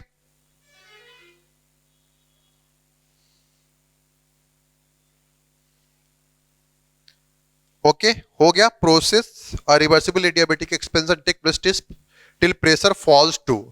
अब हमको क्या है, P2 दिया हुआ है 1.02 बार, 100 से मल्टीप्लाई करो, किलो पास्कल, 102 किलो पास्कल। ठीक है, the gas is heated at constant pressure. कहने का मतलब क्या है, P2 इक्वल टू P3, उसके बाद कांस्टेंट प्रेशर पे हीटिंग हो रहा है 102 kilo pascal, and enthalpy increases by, मतलब change in enthalpy delta H किस प्रोसेस के लिए, 2 to 3 के लिए, यानी कि H3 माइनस H2 जो है इंक्रीज इन इंथाल्पी होगा तो H3 माइनस H2 का हमारा पॉजिटिव वैल्यू होगा जो कि दिया हुआ है 72.5 किलो जूल्स। ठीक है, दिया हुआ है सब। अब देखो अगेन यहां पे पर केजी वाला नहीं है, यानी कि हमको मास का कहीं ना कहीं जरूरत पड़ेगा। तो जितना पॉसिबल जो भी हमारा प्रॉपर्टीज है उसको निकाल लेते हैं। यहाँ P1 V1 P1 T1 सब दिया हुआ है, बहुत अच्छी बात है। यहाँ पे जैसे हमको V2 नहीं दिया हुआ है, T2 हमारा यहाँ पे मतलब नहीं दिया हुआ है, तो हम लोग उसको निकाल लेंगे। तो सबसे पहले हम लोग मास निकाल लेते हैं, मास का जरूरत पड़ेगा क्योंकि पर केजी के लिए नहीं दिया हुआ है। तो मास जो होगा आपको आइडियल गैस इक्वेशन लगाएंगे, since P1 V1 equal to MR T1। ठीक है, सो आपका जो क्या बोलते हैं M जो होगा P1 V1 by R T1, यहां से आप आराम से निकाल लोगे। P1 400, V1 0.2, R again this is air 0.287, T1 है हमारा 403। यहां से हमको मास निकल जाएगा। मास लेट मी चेक, ये है आपको 0.692 kg। मास का जरूरत तो आपको पड़ता ही पड़ता, इसीलिए हम लोग पहले ही निकाल लेते हैं। ठीक है, अब स्टेट 2 पे देखो प्रेशर दिया हुआ है, टेम्परेचर नहीं दिया हुआ है, तो टेम्परेचर क्यों ना हम निकाल ही लें। क्या निकाल लेते हैं टेम्परेचर। तो आपको पता है कैसा एक्सपेंशन हो रहा है 1 to 2 का। अब बार बार हम लोग लिखेंगे नहीं, चलो या लिख ही देते हैं, कंफ्यूजन नहीं होगा, लिख ही देते हैं। प्रोसेस इस तरह समझने बनता है, प्रोसेस स्केच, चलो लिखते हैं। आप लोग ध्यान सोच रहे होंगे अभी तक सर ने स्केच नहीं बनाया, तो चलो इधर हम बना देते हैं, फिर इसको हम लोग मिटा देंगे। क्या यहीं पे बना देते हैं इसका स्केच, स्केच बनाते हैं। ये वॉल्यूम हो गया, ये प्रेशर हो गया, एक्सपेंशन हो रहा है,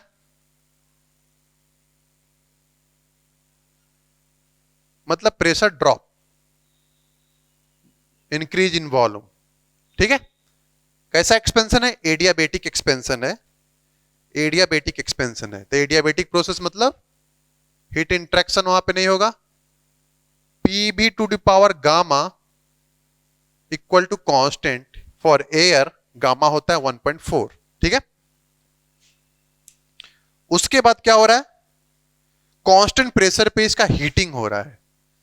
कांस्टेंट प्रेशर, तो प्रेशर कांस्टेंट मतलब कुछ ऐसा प्रोसेस है, parallel to B, perpendicular to P, parallel to B, सीधा होगा। तो प्रोसेस 2 to 3, यहां पे हमारा हो रहा है आइसोबारिक हीटिंग, यानी कि हमारा प्रेशर यहाँ पे जो है P2 इक्वल टू P3 है।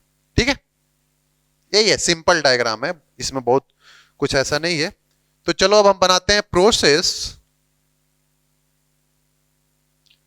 1 to 2। कैसा है हमारा एडियाबेटिक। एक्चुअली एडियाबेटिक ही नहीं, रिवर्सिबल एडियाबेटिक है। ठीक है, रिवर्सिबल एडियाबेटिक, REV को आप पूरा लिख लेना, reversible adiabatic. PB to the power gamma equal to constant. आपको पता ही होगा प्रोसेस एडियाबेटिक का मतलब ऐसा नहीं है कि रिवर्सिबल होगा, इरिवर्सिबल भी हो सकता है। ठीक है, रिवर्सिबल एडियाबेटिक प्रोसेस को आइसेंट्रोपिक प्रोसेस भी कहते हैं, आइसेंट्रोपिक रिलेशन भी लगा सकते हैं, आप बहुत अच्छे से पढ़े भी होंगे। ठीक है, तो इसके लिए हमको वर्क डन जो निकालना है W, वर्क डन के पहले हम लोग को क्या बात कर रहे थे, जो बाकी जो टर्म्स है उसको निकाल लेते हैं। T2 को निकालेंगे तो T2 बाई T1 जो होता है एडियाबेटिक प्रोसेस के लिए, आइसेंट्रोपिक प्रोसेस के लिए, ये होता है P2 by P1 power gamma minus 1 by gamma. ठीक है, सो जो हमारा T2 होगा T1 times P2 by P1 power gamma, gamma क्या होता है एयर के लिए 1.4 minus 1 divided by 1.4। T1 403 into P2 102 divided by कहां गया वो 400 पावर 0.4 डिवाइडेड बाई 1.4। ठीक है, यहां से आपको कैलकुलेट करोगे इसको तो आपको निकलेगा T2 का value. Let me check the value of T2।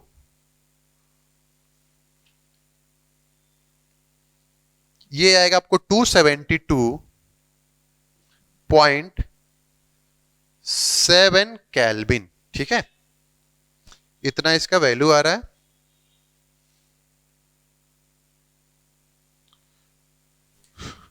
T2 निकल गया, P2 ऑलरेडी दिया हुआ था, क्यों ना हम V2 भी निकाल लेते हैं, जरूरत पड़ सकता है। अगेन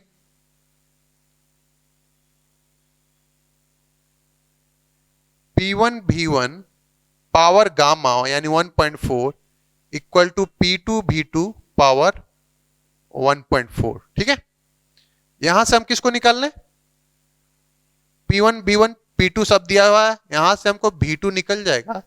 डायरेक्ट लिखते हैं, होपफुली आप यहां पे अपना डेटा लिख देना। और यहां पे जैसे क्या है, power V1 by V2 power 1.4 हो जाएगा, इक्वल टू हो जाएगा आपको P2 by P1। So V1 by V2 जो हो जाएगा P2 बाई P1 पावर 1.4। ठीक है, डायरेक्ट हम V2 लिख रहे हैं यहां पे। सो V2 का जो वैल्यू है हमारा 0.53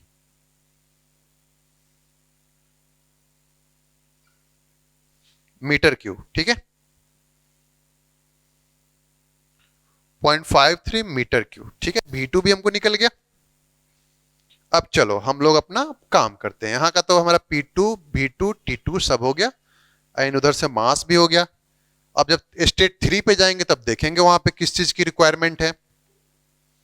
ठीक है, so adiabatic work done for process 1 to 2। Adiabatic work done क्या होता है बताओ, ये होता है P1 V1 minus P2 V2 divided by gamma minus 1। So P1 आपको दिया हुआ है 400, V1 जो है आपको 0.2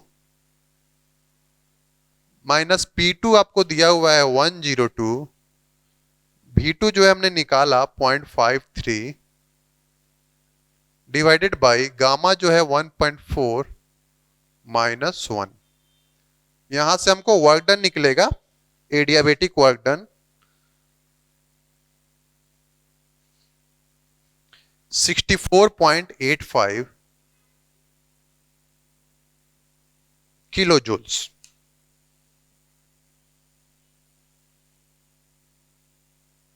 ठीक है फ्रेंड्स, हीट ट्रांसफर क्या होगा एडियाबेटिक प्रोसेस के लिए? जीरो होगा। इंटरनल एनर्जी पूछा नहीं है, इंटरनल एनर्जी क्या होगा? वर्क के बराबर हो जाएगा विथ नेगेटिव साइन। ठीक है, इंटरनल एनर्जी भी नहीं पूछा है, तो जो नहीं पूछा है उसको हम लोग अटेम्प्ट करेंगे भी नहीं। अब चलो प्रोसेस जो है 2 to 3 की बात करते हैं। प्रोसेस 2 to 3 कैसा है? आइसोबारिक कांस्टेंट प्रेशर प्रोसेस है।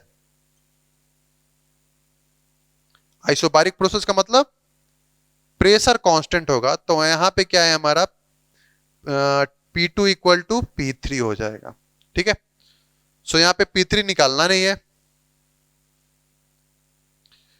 तो हमको वर्क डन निकालना है साइकिल का। तो आइसोबारिक प्रोसेस के लिए आपको पता है pressure times change in volume. ठीक है, सो प्रेशर टाइम्स, प्रेशर तो हमको दिया हुआ है, वॉल्यूम क्या हो जाएगा? फाइनल वॉल्यूम यहां पे होगा V3, इनिशियल वॉल्यूम होगा V2। ठीक है, तो हमको V3 निकालना है। ओके, V3 हमको निकालना है। अब स्टेट 3 पे हमको प्रेशर के अलावा कोई ऐसा चीज नहीं दिया हुआ है जो हम निकाल सकें, लेकिन एक चीज और आपको दिया हुआ है, जो वहां का इंथाल्पी है वो दिया हुआ है। तो इंथाल्पी का यूज करके कुछ ना ऐसे ही थोड़े दिया है टाइम पास के लिए, ऐसा ही नहीं दिया है, क्योंकि स्टेट 3 पे हमको बस प्रेशर पता है, ऑलरेडी प्रेशर कांस्टेंट है, पता क्या है, जो 2 का है वही प्रेशर 3 का है। इंथाल्पी हमको दिया हुआ है टेम्परेचर निकालने के लिए। 2 चीज पता चल जाएगा, तीसरा चीज आराम से निकलेगा। ठीक है, तो वर्क डन निकालने का पहले हम लोग अपना V3 निकालते हैं। सिंस चेंज इन इंथाल्पी जो है H3 माइनस H2 जो है 72.5। ठीक है, H2 जो होता है आपको पता है क्या होता है? MCP। H क्या होता है? Capital H, MCP। ठीक है, MCP। तो ये क्या है? T3, यहां पे MCP T3 minus MCP T2, तो ये सीधा हो जाएगा MCP T3 minus T2 equal to 72.5। ठीक है, T3 माइनस T2 क्या होगा बता दो? ये हो जाएगा 72.5 डिवाइडेड बाई M।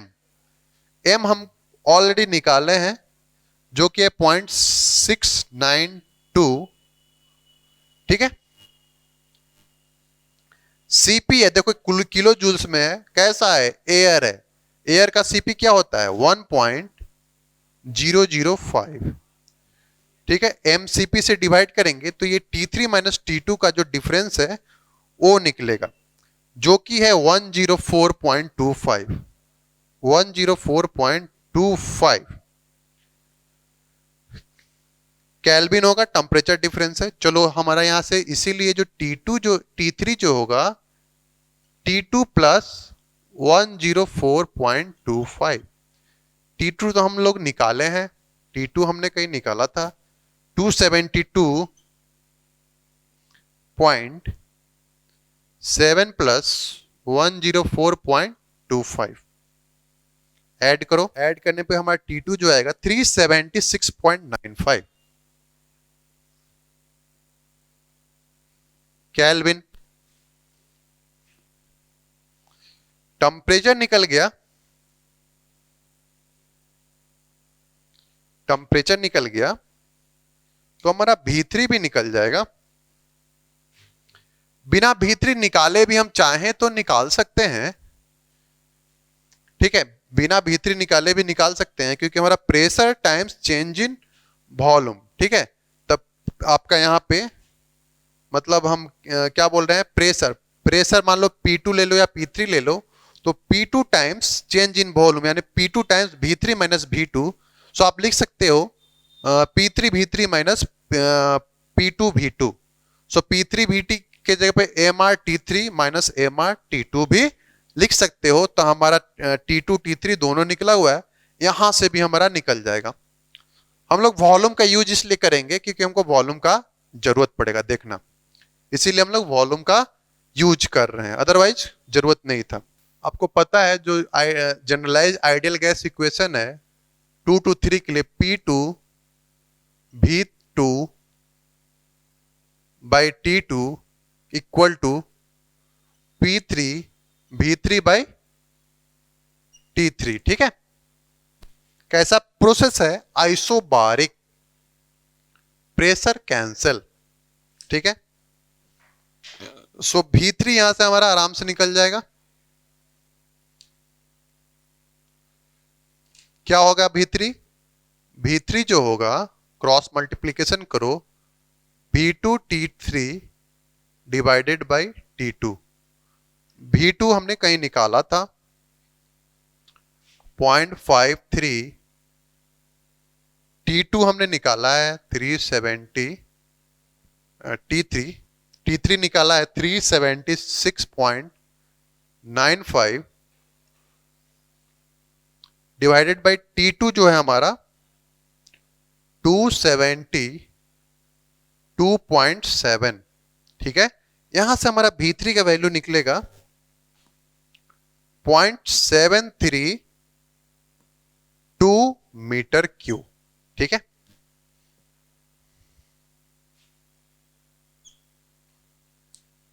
अब वर्क डन हम लोग निकाल लेते हैं। Work done for process 2 to 3 क्या हो जाएगा? प्रेशर ले लो P2 या P3, कांस्टेंट है कोई भी ले लो, तो हम लोग P2 times V3 minus V2, ठीक है। P2 जो हमारा है, P2 जो हमारा है कहीं लिखा होगा, देखो यहां पे लिखा होगा 102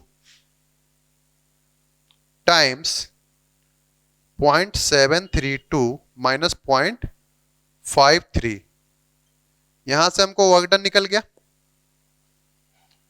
वर्क डन जो आएगा हमारा 20.4 kilo joules,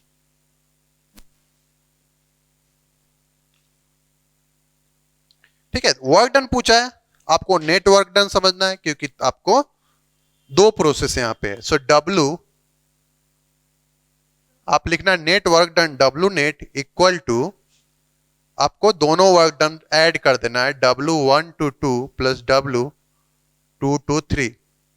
so W1 to 2 हमने निकाला है कहीं 64.85 प्लस 20.4, दोनों को ऐड करने पे क्या आ रहा है?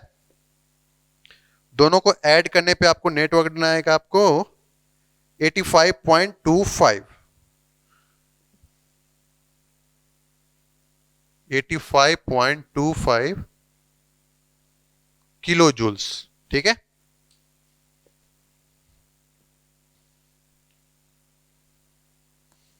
$82.23 किलो जूल्स हमारा नेटवर्क डन निकल गया।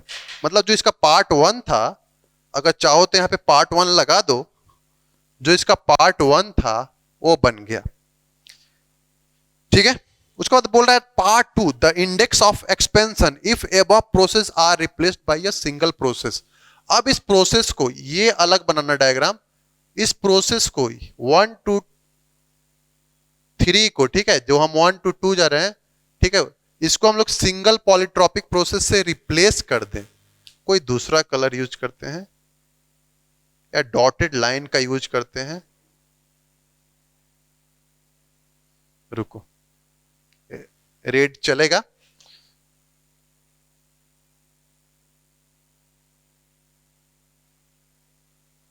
ठीक है, यही प्रोसेस है हमारा पॉलीट्रॉपिक। बोल रहा है अगर हम इसको polytropic process Pb to the power n equal to constant से रिप्लेस कर दें तो हमारा पॉलीट्रॉपिक इंडेक्स, बोले तो इंडेक्स ऑफ एक्सपेंशन क्या होगा, यही पूछा है, ठीक है। बहुत आसान है, वर्क डन यानी कि आपको दे दिया 1 to 2 प्लस 2 to 3 जाके हम वर्क किए और 1 to 3 जा रहे हैं तो हम सेम वर्क कर रहे हैं, तो हमारा इंडेक्स ऑफ एक्सपेंशन क्या होगा, यही क्वेश्चन बोल रहा है। बहुत आसान है।